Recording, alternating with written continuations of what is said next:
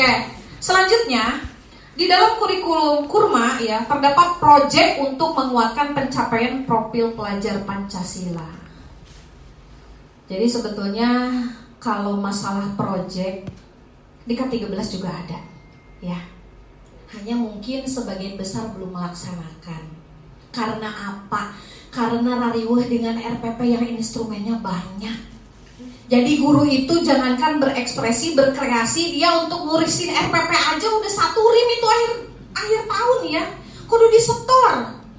Dari mulai silabus, analisis KD, RPP-nya itu gak cukup 1-2 lembar.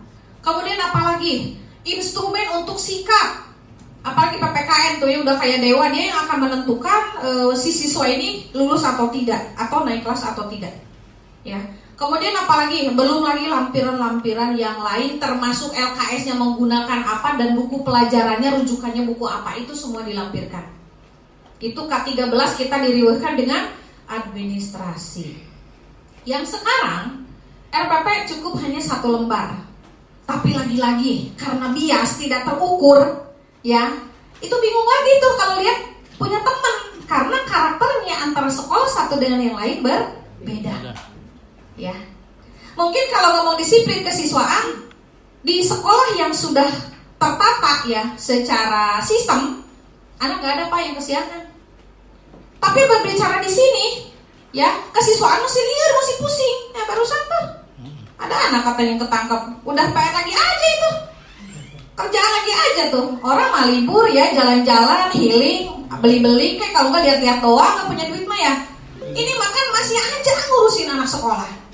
Ini ya, jadi banyak ya PR yang memang harus diselesaikan di dalam dunia pendidikan, dan itu tidak terpusat kepada guru, tetapi kita itu harus kolaborasi. Ya, next, Ibu Nita. Nah, selanjutnya, bagaimana sih karakter kurikulum yang sekarang? Di sini berfokus kepada materi esensial sehingga cukup waktu untuk pembelajaran yang mendalam. Jadi gini ya, saya masih ingat si Komisi 5 marah-marah ke Nadiem Makarim. Kan banyak di YouTube tuh ya. Jadi kata Komisi 5 apa? Saya katanya tidak bisa tepuk tangan untuk Anda meskipun negara tetangga memberikan aplaus kepada Anda, tapi Anda sudah gagal memimpin Indonesia dalam pendidikan.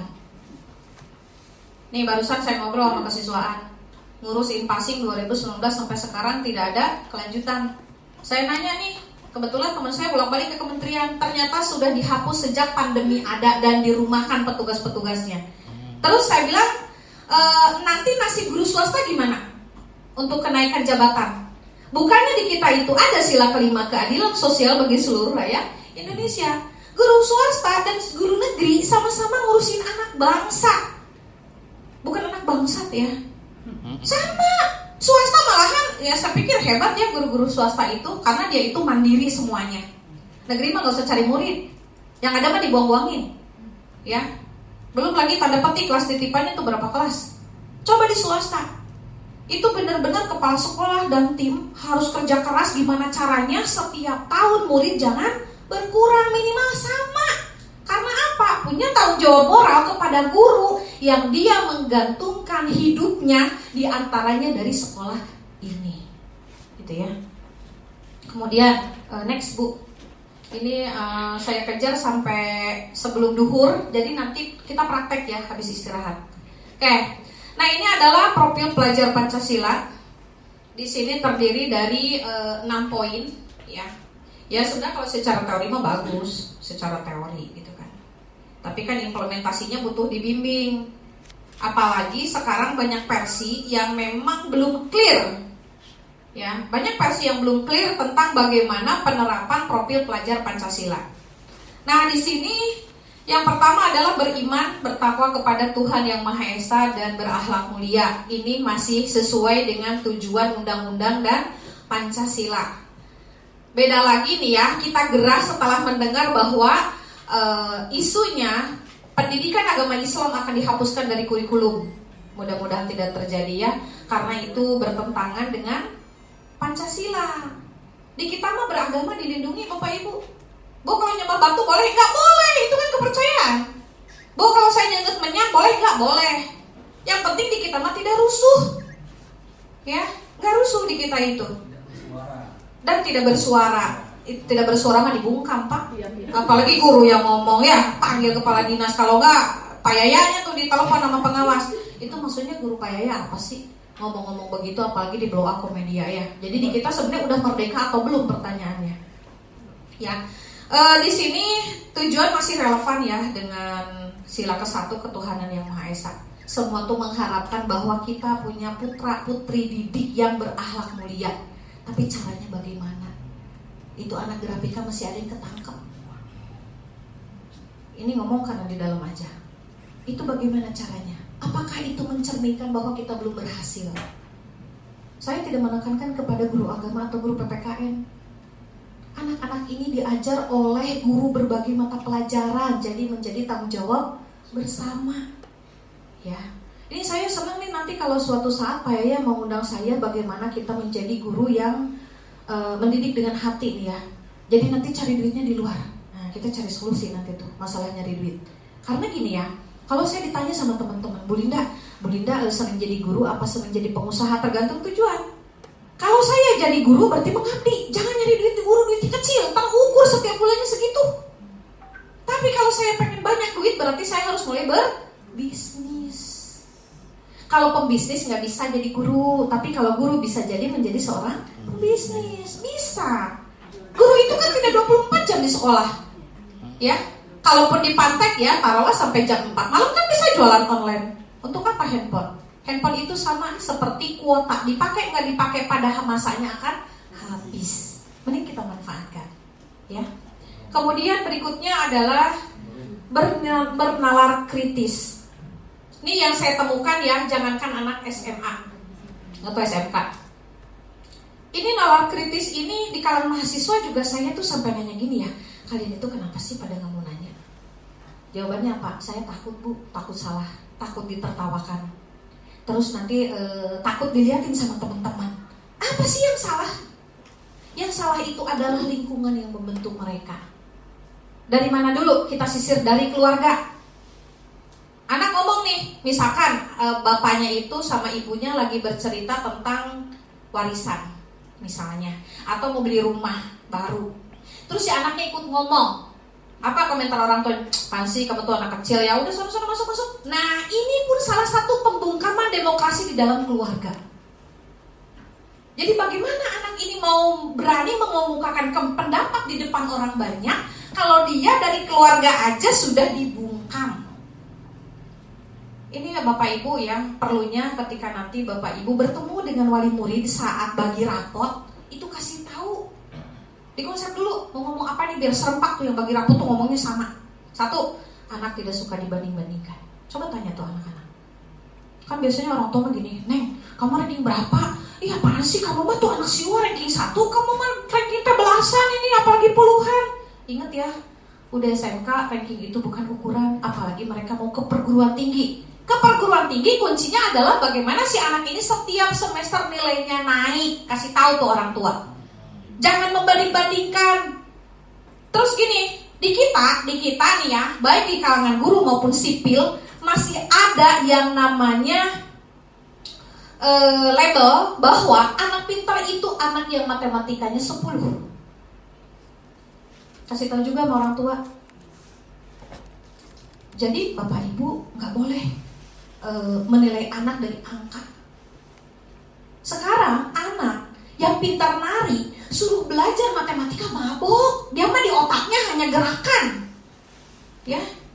Matematika mending KKN udahlah. Judul nama Bapak Ibu juga kalau suruh ngitung angka-angka fiktif pusing. Beda sok taruh duit tuh, hitung tuh 10 juta, bener nggak tuh jumlahnya? Apalagi dikasih kan gitu, itu senang. Di kita mah kebanyakan teori. Anak sejarah suruh belajar kimia, mabuk dia. Karena yang ada di otaknya adalah cerita Borobudur, cerita dulu perlawanan zaman Majapahit, kan begitu. Jadi setiap anak itu cerdas di bidang masing-masing. Kasih tahu itu orang tua. Kadang kita sebagai guru udah mengampuni ya, Pak, saya nilai Bapak, misalkan nilai apa? Nilai kimia, nilainya 60, gimana Pak? Saya ya, zaman sebagai guru saya bilang gini, udah gak apa-apa. Kamu itu tidak cerdas di mata pelajaran saya. Tapi coba kamu lihat di rapot kamu, nilai mana yang paling gede? Saya yang gede nilai produktif, Bu. Ya udah, kamu tekuni itu. Yang penting mah dia lolos KKM untuk mata pelajaran tertentu yang memang dia bukan bidangnya. Atau kan kita kudu mikir Bapak Ibu, itu anak belajar produktif berapa mata pelajaran? Itu dituntut semua kudu bagus semua. Ya puyeng. Kita aja yang guru, contoh lah saya guru PPKN nih. Tidak semua kok kada saya kuasai, saya masih buka buku. Apalagi kalau guru ditempatkan bukan bidangnya, Pak. Kasihan itu anak-anak. Nanti kita bisa memberikan keterangan yang salah. Kemudian dipaksakan, anak nanya, kita nggak ngerti. Ya udah nak, ibu juga nggak tahu gimana ya. Atau kan bunuh diri gitu loh. Gitu ya, nih kurikulum ya, jadi catatan tuh nanti. Silakan tempatkan teman-teman sesuai dengan bidangnya. Karena apa? Karena kalau tidak bidangnya mabuk, Pak. Kecuali memang kita punya pengalaman di bidang tersebut. So sekarang ya guru PPKN suruh ngajar matematika. Coba Bu Nita sanggup nggak? Liur ya, liur itu angka-angka per. Terus mendingan kasih duitnya aja tuh suruh hitung selesai. Keselip tinggal ganti. Tapi kalau misalkan belajar akuntansi itu ya, kalau nggak ngerti, ya kita gimana mau ngajarin anak, kita aja mabuk kan gitu. Jadi saya nggak setuju ketika ya contoh lah misalkan saya dipasang bukan bidangnya. Mungkin Pak Yaya punya pengalaman di UT. Biasanya Bu Linda cina saya ngajar statistik. Nah sekarang ngajar sosial. Orang statistik itu orang kiri. Orang kiri itu identiknya mikir. Seneng dia mah praktek-praktek. Coba orang sosial. Orang sosial mah banyak ngomong, mengulur-ngulur waktu, namun ngomong ke sono kemari. Jadi rapat yang harusnya 1 jam 2 jam baru beres. Kan beda karakter. Itu ya. Jadi kalau harus disamakan anak IPA sama IPS itu memang berbeda. Ya, tapi dengan adanya duduk bareng bisa saling melengkapi. Udahlah, ibu mah nih MC aja, soalnya ibu mah orang sosial pasti kata-katanya lebih banyak. Kalau orang IPA suruh MC, to the point Bu. Nggak ada tuh bercanda-bercandanya. Ya, karena otaknya lurus aja tuh dia mah, nggak belok-belok gitu ya. Oke. Selanjutnya itu kritis. Jadi kalau kritis itu silahkan dimulai dari Bapak Ibu. Gimana sih membentuk anak kritis di dalam kelas? Tanya anaknya. Ya. Nanyanya gimana? Tanyanya dengan pertanyaan terbuka. Ini saya ajarkan dari mulai di PGSD ya. Saya ngajar di PGSD di Butek. Jadi ada tuh guru yang nanya, Bu gimana ya biar anak-anak tuh mau nanya. Ibu silahkan anak-anak beri pertanyaan dengan pertanyaan terbuka. Bagaimana, kenapa, mengapa, menurut kamu, itu yang ditanyakan. Jadi jangan gini, Neng, Pancasila ada berapa? 5. Itu namanya pertanyaan tertutup. Cerita dulu. Dan jangankan anak-anak Bu, Bapak Ibu juga kalau didongengin seneng. Tapi nanti workshopnya gak kelar. Kalau ditagih sama Pak Yaya saya bingung, kan gitu. Anak tuh diceritakan dulu. Anak-anak, hari ini ya, ibu di jalan tadi bertemu dengan nenek-nenek yang mau nyebrang. Nah, ibu tuh bingung antara kalau ibu nyebrangin nenek itu, ibu terlambat ke sekolah. Tapi kalau misalkan ibu tidak menyeberangkan, ibu tepat waktu. Nah, menurut kalian apa yang harus ibu ambil ya keputusan yang tadi itu? Tanya tuh anak. Dia mikir, nggak bisa nyontek juga karena setiap pemikiran anak berbeda-beda. Tuh ya. Jadi silahkan ditanya. Tapi jangan menggunakan pertanyaan yang tertutup. Biasakan kalau bisa mah UTS jangan pakai pilihan ganda. Kasih soalnya 3 atau 5, tapi beranak dan bercucu. Ya. Itu si anak nulis pakai tangan itu sampai 2 lembar portofolio. Mikir dia. Mau nyontek juga pokoknya udah ngarang bebas lah. Yang penting nanti ada poin-poin. Kalau indikatornya masuk udah benar gitu aja. Anak tuh senang. Ya. Dipaksa untuk mikir. Beda kalau misalkan si anak itu kasih pilihan ganda. Saya nih ngajar di Universitas di Bintaro, S1 keperawatan. Kata si kaprodinya gini, Ibu nanti kalau UTS silahkan membuat soal 40 soal. Saya bilang gini, Bu boleh gak saya pakai esai? Boleh. Saya bikin cuma 3 Bu. Tapi jawaban mahasiswa itu 4 lembar pakai Word itu ya. Jadi pemaparan banyak. Saya senang tuh bacanya. Kenapa? Dia tuh mikir. Kalau cuma pilihan ganda, 1, pakai Google Form kunci jawaban, kita udah gak usah ngoreksi kan. Yang kedua, saya tidak punya ilmu. Tapi dengan baca berbagai jawaban dari mahasiswa, punya pengalaman yang di luar dugaan kita. Jadi sebetulnya bukan mahasiswa belajar sama saya, tapi saya yang belajar dari mereka. Satu kelas misalkan ada 35 mahasiswa, ada 35 pengetahuan baru yang saya baca hari itu. Gitu ya. Selanjutnya adalah berkebinekaan global. Nah ini ya, berkebinekaan global ini untuk memutus mata rantai bullying. Kesana nih arahnya. Coba Bapak Ibu nanti survei nih kesiswaan. Silahkan survei melalui angket Google Form, tanya apakah mereka pernah mendapatkan perlakuan bully verbal maupun non verbal. Bully verbal itu misalkan gini, Itam sini, itu verbal. Keriting sini, itu verbal. Ya, atau dikata-katain. Makanya kenapa sih anak-anak paling tidak suka kalau nama orang tuanya diketahui? Benar gak? Oh tahu nih nama mamanya Linda. Linda, emosi kan anak. Nah ini ya, ini kerjasama. Jadi kita tidak bisa mengandalkan guru BK sendirian. Silahkan kerjasama. Semua guru adalah mentor, semua guru adalah coaching. Ya, jadi bullying akan merusak mental dan akan merusak secara psikis anak tersebut maupun yang ngebully. Saya katakan kepada anak-anak waktu ngisi MPLS ya waktu itu di SMK Negeri 9. Jadi kalau bullying itu ya dilakukan berkelompok, ada nggak yang ngebully sendirian? Jadi saya bilang si bully itu namanya pengecut, tuh pecundang, resep nate ramean. Jadi dia kalau sendiri mah nggak berani. Itu pasti si pembuli itu satu pentolannya, yang berikutnya itu tuh teman-temannya itu pendukungnya. Apa yang harus kalian lakukan di dalam kelas kalau kalian itu menemukan anak dibully? Saya bilang gitu. Kucilkan dari pergaulan sosial, nggak usah ditemenin.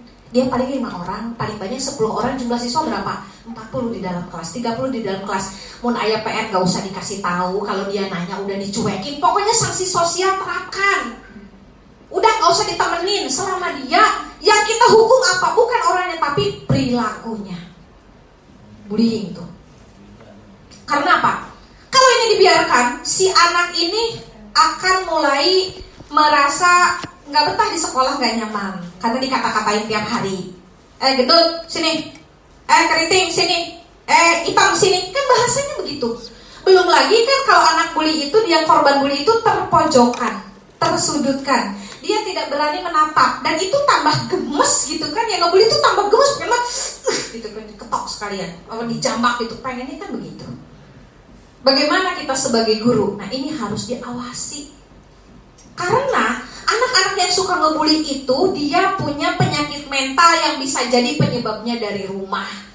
Mungkin dia sering lihat mamahnya dipukulin, mungkin bapaknya kasar. Kan anak mah tidak pernah gagal meniru. Apa yang orang tuanya lakukan, ya dia akan melakukannya. Kepada siapa? Ya kepada lingkungan dia. Contoh ya, kenapa si anak itu menyodomi orang lain, menjadi gay? Karena dia bisa jadi korban tadinya waktu kecil. Dia disodomi sama orang. Gitu. Ini saya ngobrol ya dengan beberapa gay lah gitu ada. Tapi saya sih enggak ya. Maksudnya anak ini cerita, kenapa saya bilang kamu sampai jadi gay? Jadi ada yang ngecek saya murid. Dia mau bilang gini, Bu Linda apa kabar? Saya bilang baik. Kabar kamu gimana? Saya lagi sakit, ibu lagi sakit spilis. Langsung gitu. Cetek kamu tahu dari mana? Ibu kata itu kan ciri-cirinya saya baca di internet. Terus iya, terus sampai kamu udah ke puskesmas atau ke rumah sakit? Enggak Bu, kalau orang tua saya tahu nanti saya dibakar hidup-hidup tuh. Duh, mengerikan ya. Ini anak udah bener-bener ya lost gitu kan. Terus saya bilang kondisi kamu sekarang di mana? Saya masih di pesantren Bu. Bahkan saya pacaran sama anak kiai yang punya pesantren. Laki-laki perempuan, laki-laki. Bu. Aduh, jadi pesantren teh bukan tempat aman juga ya, kita mau dipilih-pilih. Ini pengakuan langsung dari pelaku. Dia sebagai perempuannya. Terus saya katanya, ya beberapa kali sih Bu gonta-ganti pasangan. Kebetulan saya ngajar anak ini tuh kelas 2. Kelas 3 tuh saya pegang waktu saya di SMK swasta. Dia sampai hari ini belum nikah. Terus saya bilang, kamu tahu kalau kamu spilis dari mana? Ini Bu katanya di area kemaluan saya udah banyak nanah, kemudian di anus juga. Dia ngomong gitu. Dan akhirnya saya konsul ya sama teman-teman bidan ya, sama dokter gitu kan yang secara personal. Ya Bu, kata sebaiknya sih dia ke puskesmas lah, katanya jangan dibiarkan karena kan itu nanti menular dan akan semakin drop, bahkan tidak menutup kemungkinan gerbang menuju AIDS gitu ya, seperti itu. Jadi memang ngeri ya lihat pergaulan. Sebetulnya sih bukan pergaulan hari ini Bapak Ibu, zaman Nabi Lut sudah dicontohkan. Ya, tinggal sekarang bagaimana kita bisa memantau, bisa komunikasi dengan anak, jangan sampai dia dirangkul oleh lingkungan yang salah. Dan saya punya cerita dari anak saya, kebetulan anak SMA 1, sekarang udah lulus. Dia bilang gini ke saya, Bu, di SMA 1 itu katanya ada komunitas anak-anak bundir. Saya bilang bundir apaan?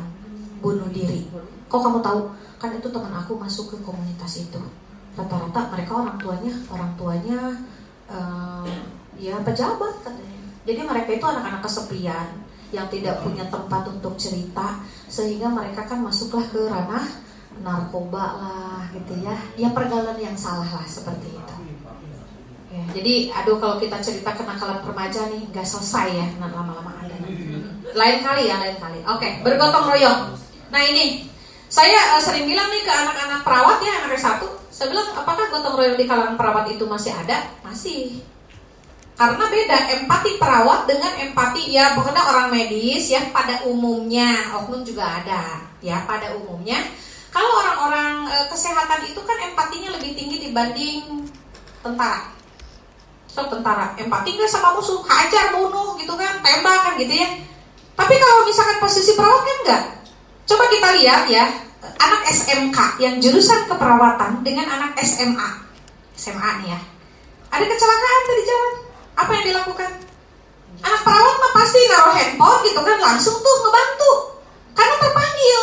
Coba anak SMA, kemungkinan kalau anak SMA gini, guys, ada kecelakaan nih guys. Waduh, tuh korbannya lihat tuh kakinya patah nih guys. Kan begitu, bukannya nolong. Tuh lihat, gotong royong itu di dalamnya ada empati. Ataupun kan anak sekarang nih, misalkan ya saya lagi di meja piket, terus karena saya suka nyuruh-nyuruh ke anak-anak biasa ya, Neng, sini saya tolong beliin jus ya ke kantin. Itu anak ya, karena sering disuruh, melipir tuh kalau lihat Bulina. Hei Bulina, ngumpet, pasti disuruh sama dia. Itu. Ada yang merasa enggak nih? Itu mah saya gitu ya. Kalau sih mah enggak jauh beda ya. Itu seni Bu ya, kalau memang ngajar ya seperti itu. Jadi anak itu nandain. Saya mah sama si bapak itu mah baik. Pokoknya mah dia mah nih kita ngerjain PR juga nggak marah-marah. Cuman kan gitu ditandain tuh kita tuh. Tapi saya mah malas lah sama Bu Linda. Pasti kalau nanti telat suruh nerangin tuh di depan 5 menit di depan teman-teman. Stres duluan kayak gitu. Ya. Lanjut. Mandiri. Ini biasanya masalahnya di sekolah itu anak belum mandiri Pak. Si tugas aja itu jadi gurunya yang butuh. Kita ngasih tugas nih, terus kata si anak gini, kan itu mah umum ya, anak-anak tuh pada umumnya sebenarnya bukan anak-anak sih, kita zaman jadi mahasiswa atau sekarang jadi guru, kalau ada tugas dari kepala sekolah yang ditanya apa coba? Itu yang tugas kemsek terakhir ngumpulin kapan? Terakhir yang ditanyanya, si siswa itu begitu sama, mahasiswa juga sama begitu. Jadi yang ditanyakan itu terakhir ngumpulin kapan? Terus ada yang inisiatif, pokoknya gue udah beres nih mau dikumpulin tuh Pak Yaya. Ngomongnya apa? Apaan sih lu so-soan banget katanya gitu ya. Jadi memang lingkungan yang harus diperbaiki. Mandiri. Ini kita puyeng di saat anak belum ngumpulin tugas, apalagi udah mau bagi rapot. Kan terakhir kita yang nge-WA. Udah cepetan lah, yang penting mah kerjakan dulu. Jadi guru yang ngejar-ngejar siswa, bukan siswa yang ngejar-ngejar guru. Itu saya kalau ngajar mahasiswa ada yang begitu, saya bilang ini mah universitas rasa SMK. Karena si mahasiswa yang saya kejar-kejar kan, ayo cepetan dong, sampai ini udah deadline nih, bla bla bla bla gitu. Di SMK itu mandirinya nih ya, yang harus dievaluasi. Dari apa sih? Apa kita terlalu banyak ngasih tugas ke anak? Atau misalkan apa kitanya terlalu bawel jadi si anak ilfil atau bagaimana? Itu juga evaluasi kepada diri sendiri. Terus kreatif. Kalau kreatif mah ini kudu nanya gurunya dulu kan gitu ya. Kalau kreatif mah nih. Karena gini ya Bapak Ibu, saya masih ingat ketika jadi guru di SMK. Kata kepala sekolah begini, berhasil tidaknya seorang siswa ada di tangan guru. Contohnya, sampah di tangan orang biasa itu akan dibuang, tidak jadi apa-apa. Tapi sampah di tangan ahli akan menjadi uang, benar gak? Ya kan? Coba nih bekas sunlight tuh, saya lah ya, karena bukan ahlinya, buang udah selesai. Tapi di tangan ahli itu bisa jadi uang, Bu. Melalui apa? Dibikin stiker ya, dibikin tas, itu jadi nilai jual. Anak pun demikian, tidak ada anak yang bodoh ya. Yang ada, kalau misalkan dia, Bu, ada sih kategori bodoh itu ada ya. Karena saya kemarin ngajar mata kuliah anak berkebutuhan khusus. Jadi kalau yang kategori bodoh itu anak yang memang IQ-nya di bawah rata-rata, itu memang ada. Tetapi kan penanganannya bukan disekolahin ke SMK Grafika, disekolahinnya ke SLB kalau yang begitu. Berarti yang masuk sini itu adalah anak-anak yang memang IQ-nya sudah rata-rata ke atas, karena dia bisa ngikutin pelajaran dengan baik gitu. Nah di sini tidak ada anak yang bodoh Bapak Ibu di lingkungannya. Yang ada anak ini potensinya belum ketemu, belum digali. Apalagi guru tidak memberikan kesempatan. Ini saya jadi ingat ya, anak saya waktu SMP, aduh itu mau bener-bener lagi boomingnya game. Dia tuh betah banget di warnet. Kemudian ketika SMA kelas 1, dia bilang gini ke saya, Bu, aku pengen masuk SMA 1. Saya bilang, kamu ngapain masuk ke sana? Dalam hati mah rada ragu ya, emang bisa gitu ngikutin orang dia kapan belajarnya. Masuklah dia ke sana. Saya ingin ikut pertukaran pelajar, kata ke luar negeri. 2 minggu setelah masuk, datang tuh surat edaran seleksi. Saya udah yang gini aja, sok gue ikut, dah gak mungkin lulus belajar bahasa Inggrisnya kapan kan gitu ya. Nah ternyata 2 minggu itu dia belajar, kemudian wawancara, ada beberapa tes gitu kan yang dilakukan oleh gurunya dan dinyatakan lolos. Itu setelah lolos saya senang, tapi gak senang juga soalnya duitnya mandiri. Itu sampai berangkat tuh saya harus nyampein 85 juta dalam kurun waktu 2 bulan. Kebayang saya juga lagi UAS di Bandung, kosan habis ya, semesteran perlu dibayar. Jadi ya udahlah. Sampai kata suami gini, ya udah katanya kalau gitu mah jual kontrakan aja, udah gak usah. Udah kita berdoa aja, mudah-mudahan nanti ada jalan keluar. Karena saya berprinsip begini, saya bukan banyak uang. Pengalaman itu tidak bisa dibeli. Tapi pengalaman gak bisa dibeli, tapi uang bisa dicari. Ya, dan betul. Setelah dia ke Kanada, dia 2 minggu di sana pertukaran pelajar, pas pulang ke Indonesia, dia kritis banget, mengkritisi kebijakan pemerintah, kemudian kenapa kurikulum di kita mah semuanya kudu bisa. Coba Ibu lihat tuh katanya di negara-negara maju. Kalau anak udah belajar sains, ya sains aja, dia tidak akan ketemu sejarah, Bu. Tidak akan ketemu PKN, katanya gitu. Kalau dia belajar seni, ya fokus aja seni, katanya gitu. Nggak bakalan ketemu sama kimia, katanya gitu, kata anak saya. Ya saya sih bersyukur ya, dengan membayar 85 juta, tapi anak saya tuh mindsetnya bergeser gitu. Seperti itu. Itu contoh aja. Kalau yang namanya untuk pendidikan, kayaknya saya nggak mikir 2 kali ya, karena memang Allah itu sudah menebarkan rezeki kita di muka bumi, tinggal kita menjemputnya. Ya, next. Kayaknya intinya sih kesini ya, Ibu Nita. Iya. Lupa. Nah, oke. Nah ini Bapak Ibu, nanti kalau mau ada sesi tanya jawab silahkan ya sambil nunggu waktu. Nah yang ini. Nah, pembelajaran menyenangkan berbasis project. Nah, jadi nanti Bapak Ibu saya akan berkunjung kembali nanti pas kenaikan kelas ya. Lihat tuh Bapak Ibu, anak-anak itu nanam tanaman tuh ya. Kemudian nyablon, ini salah satu contoh bikin ekoprint. Kemudian itu belajar masak. Nah, di dalam kurma juga sama begitu. Kurikulum Merdeka ini. Jadi si anak dibekali kemampuan, silahkan tentukan temanya apa. Di sini ada berapa kelas, Pak? 17. Nah, 17. Satu kelas, satu produk. Kan keren tuh, bikin pameran ya di belakang. Anak ini apa nih, kelas ini? Misalkan, oh dia mah anak multimedia. Berarti apa nih yang dipamerkan? Karya. Bikin website tuh. Bikin poster, yang bikin poster tuh anak MM nih yang bikin desain begini. Terus anak apa namanya? PTKP ada ya? OTKP ada. Ya, OTKP ini apa? Karena kebanyakan perempuan. Udah Neng, kata gurunya nih, kita masak-masak ya. Ayo kita masak makanan khas Tangerang. Karena apa? Ini akan menjadi modal dan bekal bagi mereka. Ya, jadi ada 17 produk yang akan kita pamerkan dan itu nanti akan kita undang orang tua di saat bagi rapot, mereka suruh beli. Kalau anaknya yang ngerayu, mamanya beli. Karena lihat anaknya, bukan produknya. Ya. Ih mama, ini kan kelompok aku, mama belilah diborong. Udah biarin aja, nggak apa-apa. Gitu ya. Apa keuntungannya ketika ada pameran seperti itu? Satu, ya bila perlu nanti undang. Ini sekitar sini Pak Wali Kota, ya jajarannya diundang ke sini dari provinsi. Kemudian RT RW setempat. Mereka itu akan melihat, oh ternyata di STMK Grafika mah anak-anaknya selain dapat ijazah, mereka juga punya keahlian di bidang lain. Akhirnya apa? Akhirnya dari mulut ke mulut. Tuh, sekolah aja di SMK Grafika, dia mah suka ada pameran tahunan, itu anak-anaknya tuh bisanya macam-macam. Ada yang bisa masak, ada yang bisa nyablon, ada yang bisa ngebatik, ada yang bisa itu tuh tujuannya. Kemudian siapa yang melakukan? Gurunya, karena mereka mau bukan mahasiswa. Jadi ibu bapak gurunya mikir dulu, nanti kalau sudah berjalan proyeknya berhasil baru kita limpahkan ke anak. Sebagai pilot project adalah di guru, ya. Next, kan kata Pak Yaya ada anggarannya dari bos ya. Tuh, langkah-langkah apa? Menentukan tema dulu. Itu kenapa? Kayaknya udah liar pengen istirahat. Iya, bentar ya. Habis ini break. Yang kedua, bisa mata pelajaran sendiri atau kolaborasi.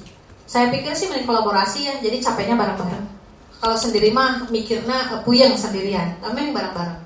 Contoh, kita misalkan mau mengadakan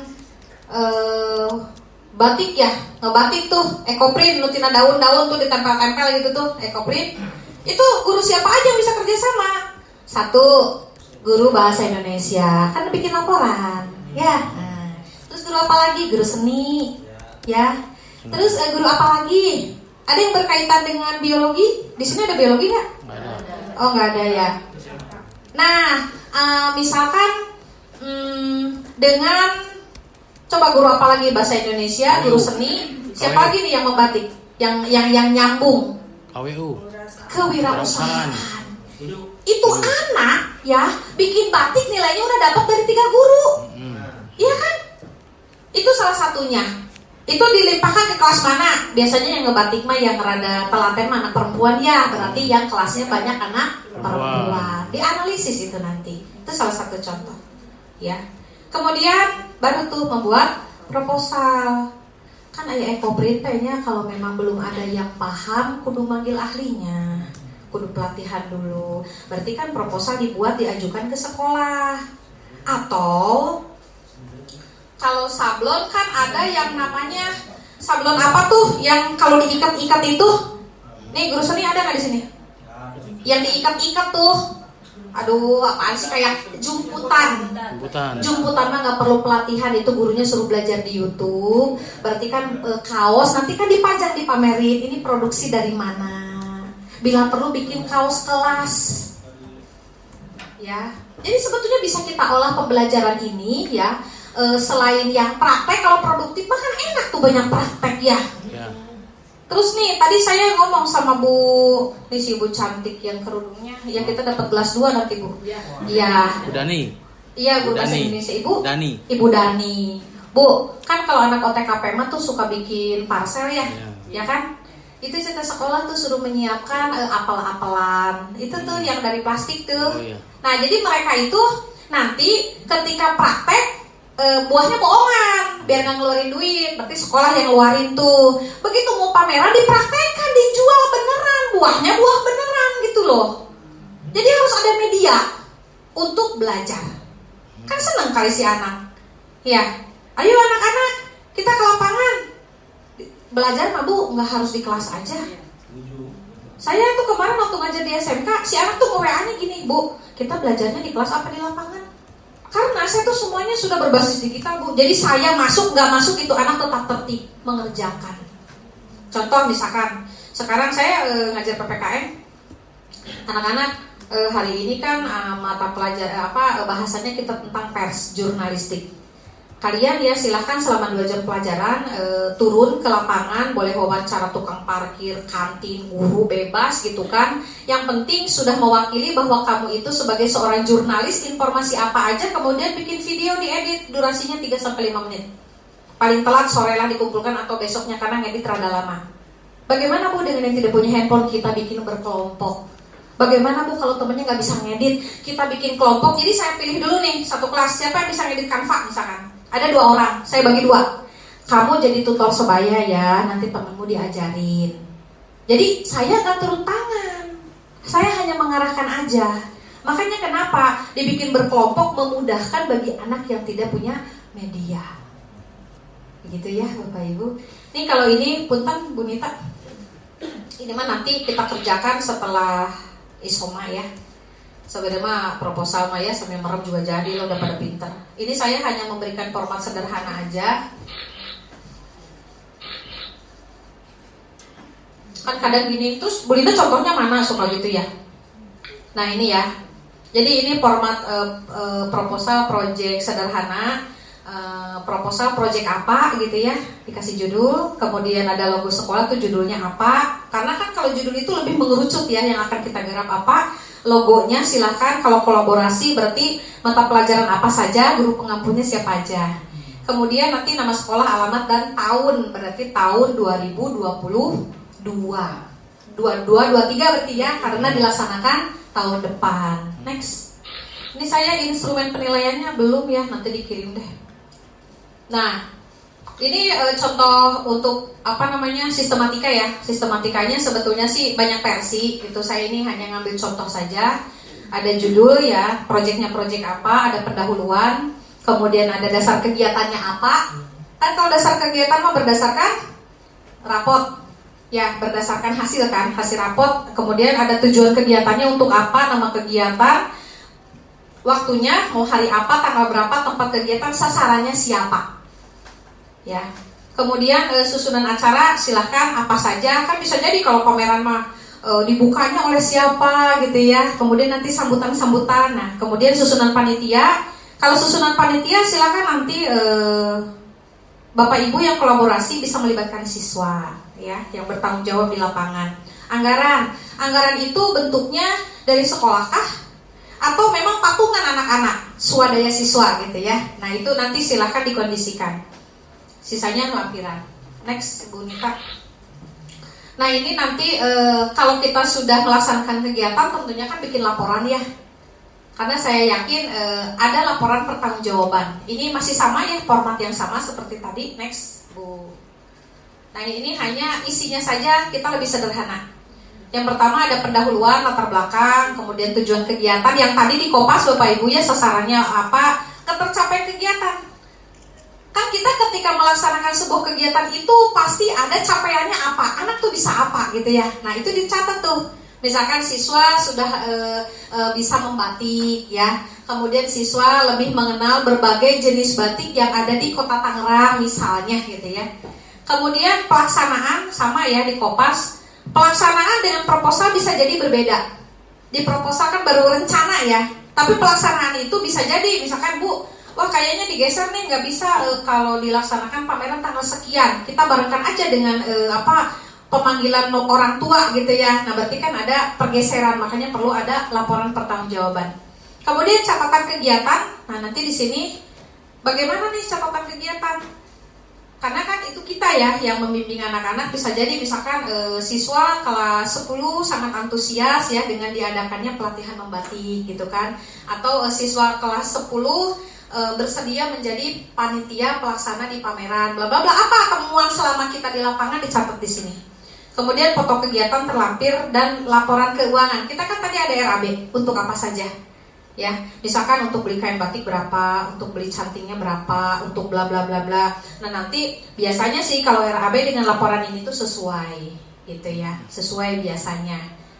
Kalaupun minus, nah itu kekurangannya dari mana? Berarti kan total di RAB laporan sudah tidak minus lagi, tapi sudah 0, 0. Demikian Bapak Ibu ya. saya bukannya tidak mau berlama-lama, tetapi saya biar lebih fokus aja karena ini udah ngomong project ya. Jadi nanti setelah isoma silahkan dibuka laptopnya. Nanti Bu Nita bisa share materi ini, kemudian template-nya boleh digunakan yang ini, atau mungkin Bu, saya udah punya template sendiri, silahkan, inti nama dilaksanakan. Seperti begini, Bu, RPP yang baik itu yang bagaimana? RPP yang baik itu yang dibuat dan gurunya datang ke kelas, itu yang baik. Ya, sama. Jadi kalau kita nanya misalnya, Bu, skripsi yang baik yang bagaimana? Yang selesai. Gak ada skripsi yang bagus. Yang baik juga kalau sama dosen pembimbingnya gak di ACC tetap aja gak sidang ya. Nah, seperti itu. Baik, sebelum saya akhiri, apakah ada yang perlu didiskusikan?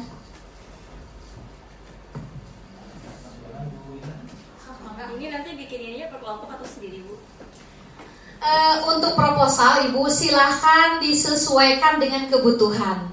Kalau menurut Ibu, saya mau kolaborasi aja nih dengan guru mapel ini karena KD-nya mirip, sama. Kalau bahasa Indonesia sih saya pikir kan bisa nyomok KD ya Bu ya, bisa ngambil KD lah. Misalkan KD-nya apa Bu? Kalau proposal itu ada sendiri anak karya tulis. Ada. Nah, ini mah bebas ya. Kalau bahasa Indonesia bebas gitu. Tinggal nanti teman-teman mau ambil temanya tema apa. Jadi nanti dikira-kira, saya mah karena mau bentuknya nanti pameran, berarti saya kerjasama dengan guru KWU. Nah, guru KWU lihat tuh KD-nya apa aja, karena bisa disebar ke teman-teman. Sehingga guru KWU mah nanti nggak perlu ngajar di kelas, tinggal mantau aja. Iya kan? Apalagi ini bentuknya nanti pameran loh. Pameran ini bisa kerjasama dengan guru KWU, dengan guru seni ya untuk desain tuh, dengan anak multimedia gitu kan, nanti ada poster, ada apa gitu Bu. Ini sebenarnya aduh enak banget lah kalau ngajar modelnya begini. Ini saya sekarang lagi coba ya bikin pilot project ke mahasiswa, tapi demen loh dia, sampai ngomong gini Bu, nanti katanya project ini saya mau rekomendasikan ke universitas dijadikan project wajib. Jadi itu anak-anak perawat tuh ya, kan saya bilang gini, kalian bikin project itu ya kewarganegaraan sama Pancasila, temanya bebas. Jadi ada yang mereka turun ke emak-emak pengajian, tensi darah ngecek, bikin laporan tuh dia. Apa sih yang saya harapkan ya ketika mereka turun ke lapangan? Satu, mengenalkan kampus. Bener nggak? Kan dia pakai alma mater tuh. Neng dari kampus mana? Dari Bintaro Bu, kan begitu ya. Apalagi dia ramah. Pasti mak kan nanti ngomong gini, ya udahlah, ntar kalau kuliah keperawatan di sana aja anaknya baik-baik. Kan gitu. Ini kita udah manajemen marketing Bu, proyek ini nih nanti. Pasang tuh nanti yang cakep-cakep tuh di depan, ya buat nyambut, ngalungin bunga, kan begitu. Itu nanti kita udah ke strategi marketing larinya, membranding sekolahan. Ya. Kemudian ada juga, Ibu, kita kan penyuluhan anti narkoba Bu, katanya ke SMA mana gitu ya, daerah Jakarta. Terus kata kepala sekolahnya begini, Dek, nanti kalau ada penyuluhan lain boleh deh, nanti Adek kesini lagi. Nah artinya kan berkesan gitu loh. Nah hanya kita akan mulai dari internal dulu. Tunjukkan bahwa Bapak Ibu memang layak ya, sudah layak disertifikasi gitu. Tinggal kita kerjanya aja tunjukkan. Jadi kalau kata misalkan Pak Yaya, Bapak Ibu, kita kan raportnya merah, udah nggak apa-apa semester ini merah, tapi besok mah hitam semua kan gitu ya. Melalui apa? Melalui karya. Kita tunjukkan melalui karya. Saya bersedia ya untuk berbagi ya dengan teman-teman di sini. Misalkan bingung atau misalkan ada yang perlu ditanyakan ya silahkan. Saya bukan berarti pintar gitu kan, tapi kebetulan saya tahu duluan. Jadi sama saja ya. Jadi saya tahu duluan. Dan saya sudah melakukan proyek ini, bahkan rencana saya tuh nanti hasil dari proyek mahasiswa akan saya masukkan ke jurnal. Lumayan ada 18 tulisan tuh ya. Kalau dosen makan bisa jadi kum. Jadi nanti penulis satunya mahasiswa, penulis duanya saya gitu. Kan lumayan seperti itu. Bahkan sebagai inspirasi juga ada SMA yang sudah dia itu tentang lingkungan ya. Jadi dia kerjasama guru biologi, bahasa Indonesia sama apa gitu ya. Dia itu tentang kajian lingkungan yang sehat. Bahkan dia model S1 di sidang itu si anak. Saya juga insya Allah sih, Bu katanya nanti siap nyidang anak-anak ya bulan Januari tentang karya tulis ilmiah. Kalau dia benar-benar Bu dibimbing metode pendekatannya kuali atau kuanti seperti itu. Jadi mereka itu sekarang Bu sedang berlomba-lomba untuk menunjukkan karya apa sih yang bisa dijual ke masyarakat gitu loh. Sehingga nanti si masyarakat ketika tahu lulusannya nih, oh ya udah ke SMK Grafika aja. Guru-gurunya juga kreatif, pameran setiap kenaikan kelas, kemudian nanti misalkan dibagi rapot nih, dibagi rapot itu sebetulnya sederhana. Bikin aja tuh 1 kelas atau 2 kelas itu anak jual gorengan, jual apa karya siswa, itu emaknya suruh mampir, suruh beli. Itu sekarang yang sedang digalakan oleh kurikulum Merdeka. Jadi kalau di Grafika belum menggunakan kurma, tapi kita udah curi start duluan, proyeknya kita ambil aja, nggak apa-apa. Saya pikir Pak Yaya orangnya asik-asik aja ya, selagi itu kegiatannya jelas, bisa dipertanggungjawabkan, apalagi bisa membranding sekolahan. Kan nanti Bapak Ibu juga bangga kali ketika nawarin SMK Grafika. Bu, kenapa anak saya harus sekolah di sekolahan Ibu? Karena di kita itu ada pelajaran berbasis proyek, Bapak Ibu. Kan enak tuh ngomongnya ya. Anak itu nanti akan dilatih nyablon, akan dilatih ngebatik, akan dilatih memasak, akan dilatih apalagi tuh bila perlu public speaking, karena si anak itu kreatif, nggak kritis, biar pintar ngomong gitu loh. Jadi banyak yang ditawarkan, termasuk ya nanti Dudi nih, gimana caranya ya Humas bisa menarik dunia usaha dan industri mau kerjasama dan merekrut anak-anak siswa sini sesuai dengan kebutuhan industri gitu. Saya lihat kemarin SMK Negeri 9 sudah kerjasama dengan Paragon. Jadi anak-anak APL itu udah gak perlu nyari kerja. Si Paragonnya datang langsung seleksi di sekolah, yang lolos langsung kerja. Kenapa itu tidak dilakukan? Ya. Dan itu apa yang harus dilakukan sekolah? Harus ada nilai jual. Apa yang bisa kita jual ke industri? Bila perlu kita minta kurikulum. Mayora itu kalau butuh karyawan standarnya bagaimana untuk anak multimedia? Minta kurikulumnya ke dia. Harus bisa ini, sisipkan masukan. Emang orang tua suka nanya kurikulum, orang tua tuh gak butuh kurikulum Bapak Ibu. Dia mah butuhnya anaknya kerja, yang kerja mah ya, anaknya kuliah atau berwirausaha. Kan gitu SMK mah. Nah berarti kita sekarang gimana nih si guru dapat berkolaborasi, dapat memberikan inspirasi dan kerjasama, ikat dengan MOU gitu ya. Oke, ada yang mau ditanyakan atau didiskusikan, silahkan.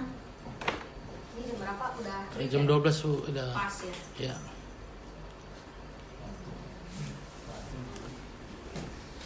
Soma. Ya Bapak Ibu, kalau tadi kata Pak Yaya santai, saya melihat pendidikan gak bisa santai ya, karena waktu itu selalu berjalan. Dan memang kita harus mau berubah dan menerima perubahan. Kalau kitanya nggak mau berubah, tadi itu saya tuh kalau ngasih pembinaan di Kabupaten Tangerang, ngomongnya apa? Ibu, saya mah capek jadi guru katanya. Kurikulum tak berubah melulu terus, sekarang pelatihan terus. Saya balikin, Bu, yang nyuruh ibu jadi guru siapa? Kan gitu. Ibu kalau udah nggak mau jadi guru udah berhenti, nggak usah ngeluh. Tapi kalau ibu masih mau jadi guru harus mau berubah dan menerima perubahan. Karena banyak Bu lulusan UNJ, lulusan UPI setiap tahun itu lulusannya banyak. Mereka tuh butuh lapangan kerja. Kalau ibu udah nggak sanggup mah berhenti. Hidup itu kan sederhana ya. Haus minum, makan, lapar, capek istirahat. Ini mah jadi guru bari ngeceprek wae ngomong wae gitu ya. Bari ngomong aja sambil dijalanin. Kan jadi puyeng urusannya tuh. Ngomong wae di belakang. Kalau udah gak suka udah berhenti. Yang nyuruh jadi guru tuh siapa? Ya, karena hari ini tuntutan ibu, bapak ya, kita gak bisa jalan di tempat. Mungkin kalau ngomong teknologi, udahlah kita mah geus gaptek lah dibanding anak-anak sekarang. Anak umur 5 tahun aja ngedit Canva udah pinter tuh. Gitu ya. Justru kita adalah pendatang di generasi mereka. Gitu ya. Jadi harus mau berubah dan harus mau menerima perubahan. Demikian ya.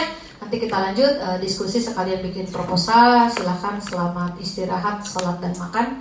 Mohon maaf apabila ada kata-kata yang tidak berkenan. Wabillahi taufiq wal hidayah. Wassalamualaikum warahmatullahi wabarakatuh. Waalaikumsalam warahmatullahi wabarakatuh.